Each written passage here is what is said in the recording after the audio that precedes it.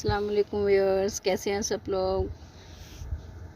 उम्मीद करती हूँ आप खैरियत से होंगे और बिल्कुल ठीक ठाक होंगे। ईद कुर्बान की तैयारियाँ खूब जोश व खरोश से होंगी। तो आइए हम भी चलते हैं बकरा मंडी।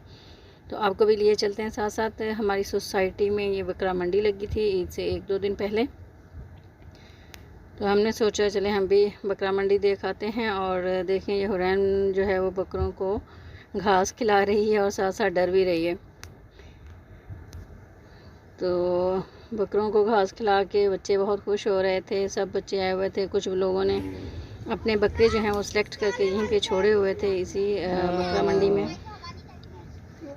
तो वो बच्चे भी मुझे बता रहे थे कि ये हमारा बकरा है और वो वाला हमारा बकरा है। तो बच्चे बहुत खुश थे। बहुत सारे लोग जो हैं वो मंडी आए हुए थे देखने, कितना प्यारा कितना खूबसूरत बैल है ये।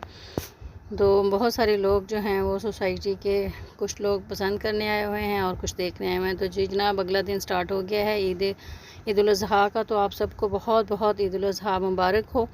और हमने जो है वो जैसे आपको मैंने बताया था कि हमने चांदरा जो है वो रसमलाई बनाई थी और सुबह सुबह हमने ये रसमलाई खाई थी। और फिर हो गया जनाब बकरा ज़िबा हो गया। तो हमने माशाल्लाह से 2 कुर्बानियाँ की थी।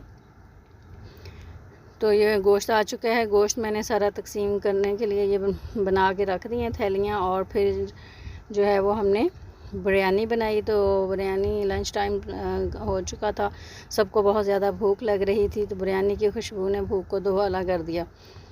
तो ज़बरदस्त बिरयानी जो है वो हमने मटन बिरयानी तैयार कर ली है।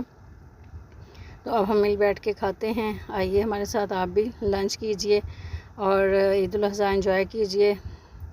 मिलते हैं नेक्स्ट व्लॉग के लिए। कमेंट्स करके ज़रूर बताइएगा मेरा ये व्लॉग कैसा लगा। अल्लाह हाफिज़।